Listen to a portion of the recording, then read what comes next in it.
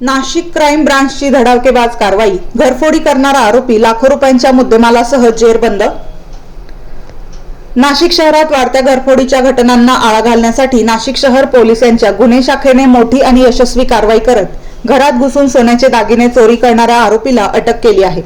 या कारवाई दरम्यान पोलिसांनी आरोपीकडून सुमारे 4,80,000 किमतीचा मुद्देमाल जप्त केला असून शहरात या कारवाईची जोरदार चर्चा सुरू आहे।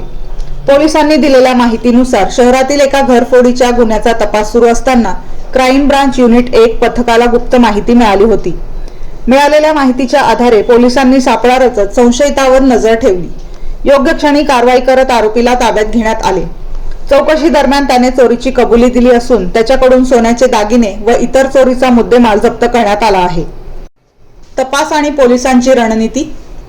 या प्रकरणात पोलिसांनी तांत्रिक तपास, स्थानिक माहितीदारांचे जाळे आणि गुप्त पाळत यांचा प्रभावी वापर केला। आरोपी सतत ठिकाणे बदलत असल्याने पोलिसांसमोर मोठे आव्हान होते। मात्र सातत्यपूर्ण प्रयत्नांमुळे पोलिसांनी आरोपीचा माग काढत त्याला अटक करण्यात यश मिळवले। या कारवाईसाठी वरिष्ठ अधिकाऱ्यांचे मार्गदर्शन लाभले। वरिष्ठांच्या सूचनानुसार संपूर्ण तपास आणि सापळा मोहीम राबवण्यात आली। या धाडसी कारवाईत पोलीस निरीक्षक अचल मुदगल, पोलीस उपनिरीक्षक चेतन श्रीवंत तसेच प्रवीण वाघमारे, संदीप भांड, प्रदीप मस्ते, प्रशांत मारकड, नाजिम खान पठाण, मुख्तार शेख आदींनी महत्त्वाची भूमिका बजावली। पोलिसांनी नागरिकांना घर सुरक्षिततेबाबत विशेष काळजी घेण्याचे आवाहन केले आहे। घर बंद ठेवताना सीसीटीव्ही, सुरक्षा लॉक आणि शेजाऱ्यांना माहिती देणे अशा उपाययोजना करण्यास सांगितले आहे।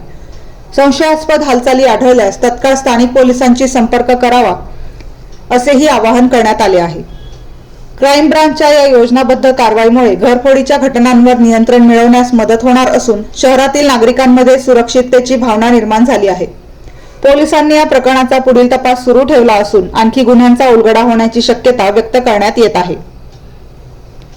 वृत्तसंकलन रफिक सय्यद।